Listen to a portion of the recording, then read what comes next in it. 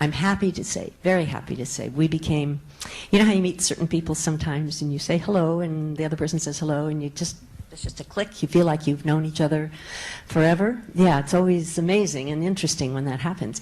And that happened for Elvis and for me. We just clicked. I ended up doing, Mike announced yesterday that I was the only person who ever did 3 movies with him, so I mean that is true. And we just had a fabulous time. There was, people usually ask me, so was there a romance? Usually the first question I'm asked is, what was Elvis like? And then the second question is, what was it like to kiss Elvis? And then the third question is usually, okay, did you have a romance with him? Well, no, I didn't. I had actually just become married, not to Mike, to my first husband, about 6 days before we started the movie. So it, but what it was, I think, for Elvis was that because every woman around him, I'm telling you, it was just like radar. They would just go flying for him. And he got it that I really liked him at the beginning, and we ended up truly loving each other. But there was no romantic involvement, and I think he didn't have that almost at any time in his life. And I think it was very refreshing for him, and I think allowed him to relax in a way that he probably wasn't able to when the flirtatious thing was going on. But I loved him. He was charming. I miss him to this day, always will miss him. And he was that Southern gentleman that we all loved and thought of, and I just ache for what happened with him. It should never have happened, and he was being another victim of show business, really. I yes, guess. yes, he was. I mean, he made a lot of choices that were bad choices, but it came out of.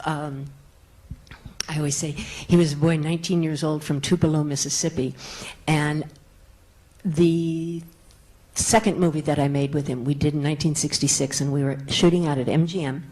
And MGM, they've seen everybody. You know, they've seen Clark Gable, they've seen, just mention a star, and they were always there.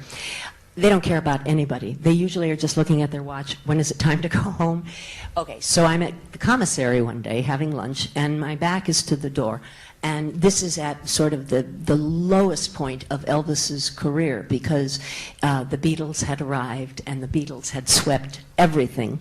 And but we were still doing this movie. Anyway, the MGM commissary was a gigantic room, and I was having lunch with somebody, and I was facing her this way, and the door of the commissary was in back of me, and then all of a sudden, it was that same, something was happening, you know, and I didn't know what it was, and then I swear to you, nobody believes me, but this is the truth, this is what happened.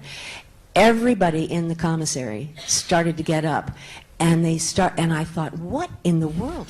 And they were just rushing, and I turned around, and you know how when you're trying to look through a glass door, you're outside, the sun is out, and you have to do this to see in? Well, it was Elvis, and he was looking in, and he was seeing in, and all of the people at the MGM commissary, were running to the door to get to him, and you saw him, you know, just see them, and then he just disappeared. So I've always thought, here he was at the lowest point of his career. He's been taken over by the